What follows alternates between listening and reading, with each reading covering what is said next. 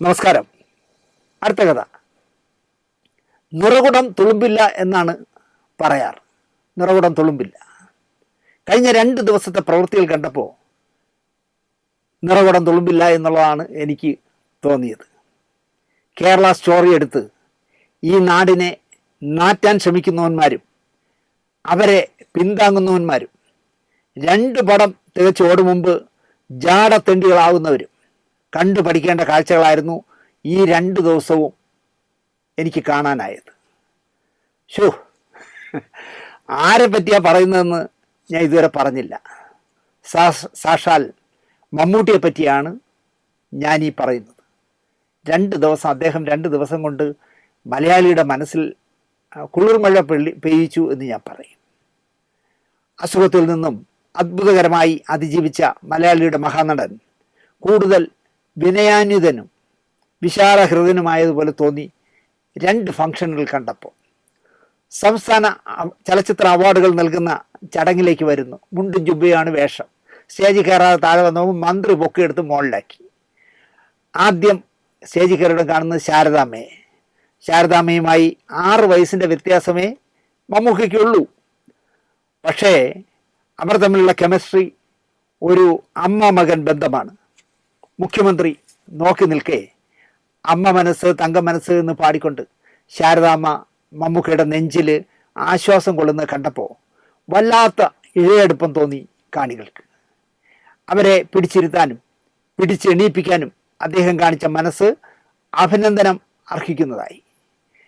ഇവിടെ ഒന്നുകൂടി പറയണം.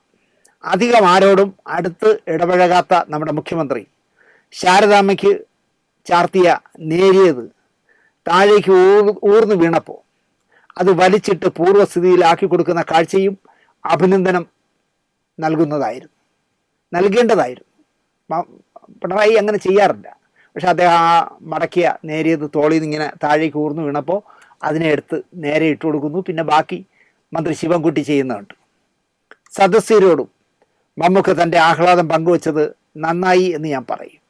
മികച്ച നടൻ്റെ പുരസ്കാരം വാങ്ങാൻ വരുമ്പോഴേക്കും അദ്ദേഹം പത്മഭൂഷൺ മമ്മൂട്ടിയായി മാറിക്കഴിഞ്ഞിരുന്നു. 5 നേരം കൃത്യമായി നിസ്കരിക്കുന്ന മുസൽമാനാണ് സിനിമാക്കാരനായി മാറിയ ശേഷം മമ്മൂട്ടി. ആ പതിവ് അദ്ദേഹം ഒരിടത്തും തെറ്റിക്കില്ല. വെള്ളിയാഴ്ച ഉച്ചയ്ക്കാണെങ്കിൽ എത്ര ദൂരം കാർ ഓടിക്കേണ്ടി വന്നാലും ലൊക്കേഷനിൽ നിന്നും കാറ് പറത്തി അദ്ദേഹം പോവും. കൂട്ടിന് ശ്രീരാമൻ എന്ന ഹിന്ദുവിനെയോ മുസ്ലിങ്ങളായ നടന്മാരെയോ കൂട്ടും. നൊയമ്പ് പിടിക്കുന്ന അടക്കം. ഞാൻ അദ്ദേഹത്തെ കേരളത്തിലേക്ക് വേണ്ടി ഇൻ്റർവ്യൂ ചെയ്യുമ്പോൾ അദ്ദേഹം നൊയമ്പ് കാലത്താണ് ധർത്തി പുത്രൻ എന്ന് പറഞ്ഞ ഹിന്ദി സിനിമയിൽ അഭിനയിക്കുന്നത്. അപ്പോൾ രാവിലെ പങ്കജിൻ്റെ മുന്നിൽ ഞാൻ ചെല്ലും. പങ്കജിൽ നിന്ന് കൂടെ കയറും, ജയിലിൽ ചെല്ലും. ഉച്ചയ്ക്ക് അദ്ദേഹം കുളിച്ച് നിസ്കരിക്കാനായിട്ട് പോകുമ്പോൾ പാളയം പള്ളിയിൽ പോകാനായിട്ട് വരുമ്പോൾ എന്നെ കൊണ്ടുവന്ന് സ്റ്റാച്യൂവിൽ വിടുമായിരുന്നു 5 ദിവസം. അപ്പോൾ നൊയമ്പ് പിടിക്കുന്ന അടക്കം എല്ലാം ചെയ്യും. ഉംറയ്ക്ക് ഭാര്യയോടൊപ്പം പോയി. ആ വലിയ മനുഷ്യൻ ചെയ്തൊരു സത്പ്രവൃത്തി കണ്ടപ്പോൾ എനിക്ക് ഒരുപാട് ബഹുമാനം തോന്നി അദ്ദേഹത്തോട്.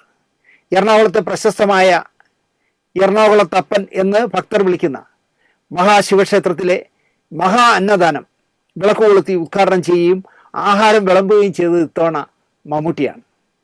ആ അമ്പലത്തെക്കുറിച്ച് ഞാൻ നേരത്തെ ഒരു എപ്പിസോഡിൽ പറഞ്ഞിരുന്നു. ദിലീപിനെ അതിൻ്റെ കൂപ്പണെന്തോ ഉദ്ഘാടനം ചെയ്യാൻ വിളിച്ചിട്ട് പിന്നെ മാറ്റിക്കളഞ്ഞു. അതുപോലെ ആ അമ്പലത്തിൽ തന്നെ മമ്മൂക്കയെ വിളിച്ചുകൊണ്ട് പോയിട്ട് ഈ സദ്യ കൊടുക്കുന്ന ആൾക്കാർക്കെല്ലാം അന്നദാനം നടത്തുന്നതിൻ്റെ ചടങ്ങ് ഉദ്ഘാടനം ചെയ്യിക്കുകയും നിലവിളക്ക് കൊളുത്തി ഉദ്ഘാടനം ചെയ്യുകയും ഒരുപാട് പേർക്ക് അദ്ദേഹം സദ്യ വിളമ്പുകയും ചെയ്തു. മമ്മൂക്ക നിലവിളക്ക് കൊളുത്തുമ്പോൾ ഞാൻ ഉമ്മൻചാണ്ടി മന്ത്രിസഭയിലെ വിദ്യാഭ്യാസ വകുപ്പ് മന്ത്രിയായിരുന്ന അബ്ദുർ റബ്ബിനെയാണ് ഞാൻ ഓർത്തത്.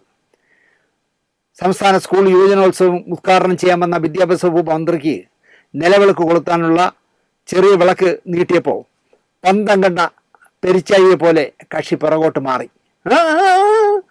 അത് ഹറാമാണ്, ഞാൻ കൊടുത്തൂല എന്ന് പറഞ്ഞ് അദ്ദേഹം പോയി. കലർപ്പില്ലാത്ത മുസൽമാനായ മമ്മൂക്ക ഒരു മടിയും കൂടാതെ ആ ചടങ്ങിന് വിളക്ക് കൊളുത്തുന്നത്, ഹൈന്ദവ ക്ഷേത്രത്തിൽ ചെന്ന് വിളക്ക് കൊളുത്തുന്നത് കണ്ടപ്പോൾ അഹിന്ദുക്കൾക്ക് സ്ഥാനമില്ല, അല്ലെങ്കിൽ അഹിന്ദുക്കൾക്ക് പ്രവേശനമില്ല എന്നൊക്കെ ചില അമ്പലങ്ങളിൽ വായുവെങ്കിൽ എഴുതി വയ്ക്കാറുണ്ട്. പക്ഷേ എറണാകുളത്തപ്പൻ ആ പ്രശ്നമൊന്നുമില്ല. അയ്യപ്പനെ പോലെ തന്നെ വിശാല ഹൃദയനാണ്. മമ്മൂക്ക വന്നു, അദ്ദേഹത്തെ ആർഭാടത്തോടെ സ്വീകരിച്ചു. അദ്ദേഹം നിലവിളക്ക് കൊളുത്തി എന്നിട്ട് ആഹാരം വിളമ്പി ഉദ്ഘാടനം ചെയ്യുകയും ചെയ്തു. അങ്ങനെ ആയിരിക്കണം ഒരു മനുഷ്യൻ, മലയാളി. ഈ കേരള സ്റ്റോറി എടുക്കുന്ന പൊട്ടന്മാർക്കൊന്നും ഇത് മനസ്സിലാവില്ല. എന്തായാലും മമ്മൂക്ക ചെയ്ത ആ സത്പ്രവൃത്തി എനിക്ക് ഒരുപാട് സന്തോഷം തന്നു. അടുത്ത കഥ, ന്യൂസ് യു എന്ന് പറഞ്ഞ് ഒരു യൂട്യൂബ് ചാനലുണ്ട്. ഞാൻ യാദൃശ്യമായിട്ടാണ് എനിക്ക് ആരോ അയച്ചു തന്നെ. മുൻഷിയിലെ പ്രധാന കഥാപാത്രങ്ങളെ ഓർമ്മപ്പെടുത്തും പോലെ ബോൾഗാട്ടി ധർമ്മജൻ ചിത്രീകരിച്ച ഒരു ബൈറ്റ് കാണാനിടയായി. ഈ ന്യൂസ് യു എന്ന് പറഞ്ഞ ചാനലിന് ഇദ്ദേഹം ഒരു ബൈറ്റ് കൊടുത്തു. ശ്രീകൃഷ്ണനെ പോലെ മീശയൊക്കെ എടുത്ത് നീല ഉടുപ്പൊക്കെ ഇട്ട് കാർ വർണ്ണനായി നിന്ന് ഒരു ബൈറ്റ് കൊടുത്തു. മുൻഷിയിൽ ആരോ ചാടി വന്നതാണെന്നേ തോന്നുന്നു അത് കണ്ടാൽ. നമ്മൾ ശ്രദ്ധിച്ചില്ലെങ്കിൽ കണ്ണടയൊക്കെ വെച്ച് ഒരു പ്രത്യേക രീതിയിൽ നിൽക്കുന്നു ധർമ്മജൻ. നല്ല നീല ഉടുപ്പാണ് ഇട്ടിരിക്കുന്നത്. മീശയൊക്കെ എടുത്ത് ചുവന്ന കുറിയൊക്കെ അടിച്ച് ഒരു കണ്ണടയും ഫിറ്റ് ചെയ്ത് ധർമ്മജൻ തൻ്റെ രോഷം തീർക്കുന്ന ഒരു ബൈറ്റാണ്. കേട്ടു തുടങ്ങിയപ്പോഴേ അറിയാം ഹരീഷ് കണാരനോടുള്ള ധാർമ്മിക രോഷം തീർക്കുന്നതാണ് വിഷയം. സോഷ്യൽ മീഡിയയിലൂടെയല്ല കടം മേടിച്ച പൈസ ചോദിക്കേണ്ടതെന്നും പറഞ്ഞു തീർക്കാൻ പറ്റുന്നത് നേരിട്ട് വന്ന് പറഞ്ഞു തീർക്കണമെന്നും സോഷ്യൽ മീഡിയയിലൂടെയല്ല ഒരാളെ ആക്രമിക്കേണ്ടത് എന്നും സോഷ്യൽ മീഡിയയിലൂടെയല്ല ഞാൻ നിങ്ങൾക്ക് തന്ന 10 രൂപ മടക്കി ചോദിക്കേണ്ടത്. എനിക്ക് 10 രൂപ തരാനുണ്ടെങ്കിൽ ഞാൻ നിങ്ങളുടെ വീട്ടിൽ വന്ന് ചോദിക്കും. ആ കാശ് തന്നില്ലല്ലോ എന്ന് ചോദിച്ചാൽ മതി. അപ്പം തന്നെ വീട്ടിൽ ചെന്ന് അങ്ങനെ ചോദിച്ചാൽ പൈസ കിട്ടുമെന്നാണ് ഇദ്ദേഹം പറയുന്നത്. ഇത് തീർക്കാനായിട്ടാണ് ഞാൻ എൻ്റെ വീട്ടിൽ വിളിച്ച് വരുത്തിയിട്ട് അവനോട് പറഞ്ഞത്. ഏവനോട്? ഹരീഷ് കണാരനോട്. അവൻ അനുസരിച്ചില്ല. അവനോട് എനിക്ക് ദേഷ്യമൊന്നുമില്ല, എന്നാൽ ഇനി അവനുമായിട്ടുള്ള ഫ്രണ്ട്ഷിപ്പ് വേണ്ട എന്നാണ് ബോൾഗാട്ടി ധർമ്മജൻ പറയുന്നത്.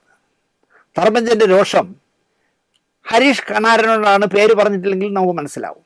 ധർമ്മജ, കാശ് പോയവൻ്റെ വിഷമം തനിക്ക് മനസ്സിലാകില്ലായിരിക്കും. കാശ് തനിക്കൊരു പ്രശ്നമല്ലായിരിക്കാം. കാശ് കൊടുക്കാനുള്ളവൻ താങ്കളുടെ സുഹൃത്തുമായിരിക്കും. നിങ്ങൾക്ക് ഹരീഷ് കണാരനുമായി എന്തെങ്കിലും അടുപ്പമുണ്ടെങ്കിൽ കടം വാങ്ങിയവനെ വിളിച്ച്, കടം വാങ്ങിയവനെന്ന് ഞാൻ പറഞ്ഞല്ലോ, ബാദുഷയെ വിളിച്ച് ആ കാശങ്ങ് കൊടുക്കുക, ഇല്ലെങ്കിൽ ഞാൻ കൊടുക്കാം, അവൻ്റെ വീട് പണി നടക്കുകയല്ലേ എന്ന് പറയണം ധർമ്മജൻ. പകരം ലോക്കൽ ചട്ടമ്പിയെ പോലെ ഞാൻ അവനെ എൻ്റെ വീട്ടിൽ വിളിച്ചു വരുത്തി ഇത് നമ്മൾ പറഞ്ഞു തീർക്കാമെന്ന് പറഞ്ഞതാണ്, അവൻ അനുസരിച്ചില്ല എന്നൊക്കെയുള്ള ഡയലോഗ് താങ്കൾ അടിക്കുന്നതും ഏതോ യൂട്യൂബിൽ ഞാൻ വേറെയും കണ്ടു. യൂട്യൂബിലൂടെ അപമാനിച്ച് കളഞ്ഞത്രേ. ആര്?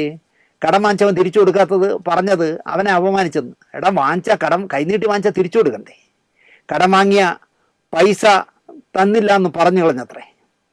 സുഹൃത്തിനോട് അത്ര ദണ്ണം തോന്നിയെങ്കിൽ ഒരു ഫാമിലി ടൂറിന് ചിലവാക്കുന്ന കാശല്ലേ വരൂ. ധർമ്മജ, ഞാൻ തരാം ആ കാശ്, ഇനി അവനോട് ചോദിക്കണ്ട എന്ന് പറയുന്നതാണ് കയ്യടി കിട്ടാൻ പറ്റിയ ഡയലോഗ്. അത് ധർമ്മജൻ പറയുന്നില്ല. എടേ ഹരീഷ് കണാര, അല്ലെങ്കിൽ ഹരീഷ് കണാര, ഇനി മേലാൽ ആ പൈസ ബാദുഷയോട് ചോദിക്കണ്ട കേട്ടോ. ഞാനും ബാദുഷയും കുടുംബങ്ങളുമായി ടൂർ പോകാറുണ്ട്. അതിന് വാരിക്കളയുന്ന ലക്ഷങ്ങളില്ലടാ ഇത്. ആ 20 ലക്ഷം ഞാൻ തന്നേക്കാം എന്ന് ധർമ്മജൻ പറഞ്ഞിരുന്നെങ്കിൽ ധർമ്മജൻ ഒരു കറയറ്റ കോൺഗ്രസ്സുകാരനുമായിരുന്നേനെ, വലിയ നേതാവും ആയനെ, നല്ല കയ്യടിയും കിട്ടിയനെ. കടം വാങ്ങിയിട്ട് കൊടുക്കാത്തവനും ന്യായം ഒരു പക്ഷം പിടിച്ച് പറയുന്ന ധർമ്മജനും യൂട്യൂബിൽ കയറി യഥേഷ്ടം കണാരനെ അല്ലെങ്കിൽ ഹരീഷ് കണാരനെ കളിയാക്കാം, വധിക്കാം. കാശുപോയ ഹരീഷ് കണാരൻ അക്കഥ പറയാൻ പാടില്ല. അതെന്ത് നീതി, അതെന്ത് ധർമ്മം എന്നാണ് എനിക്ക് ധർമ്മജനോട് ചോദിക്കാനുള്ളത്. കടം കൊടുത്തിട്ട് തന്നില്ലേൽ നേരിട്ട് വന്ന് പറയണോ അത്രേ. എൻ്റെ നിന്ന് വാങ്ങിച്ച പൈസ തന്നില്ലല്ലോ എന്ന് അയാളെ ബാദുഷരെ വീട്ടിൽ ചെന്ന് പറയണമെന്ന് ഹരീഷ് കണാരെ. അല്ലാതെ യൂട്യൂബിൽ പറയില്ലെന്നാണ് പറയണേ. ആരോട് പറയണമെന്ന് ധർമ്മജൻ പറയുന്നില്ല. ധർമ്മജനോടാണോ പറയേണ്ടത് എന്നെനിക്കറിയില്ല. സോഷ്യൽ മീഡിയയിലൂടെ അല്ല ആക്രമിക്കേണ്ടത് എന്നാണ് പറയുന്നത്. ഹരീഷ് കണാരൻ ഒരിടത്തും സോഷ്യൽ മീഡിയയിലൂടെ ഇയാൾ ആക്രമിച്ചിട്ടില്ല.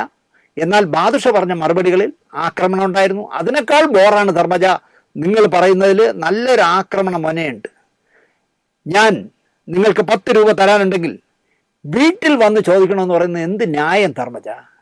നിനക്ക് 10 രൂപ തന്നിട്ട് നീ പറഞ്ഞ സമയത്ത് തിരിച്ചു തരാതിരുന്നാൽ നിന്റെ വീട്ടിൽ വന്ന് ഞാൻ ചോദിക്കണമെന്ന് പറയുന്നത് കടന്ന കൈയായിപ്പോയി.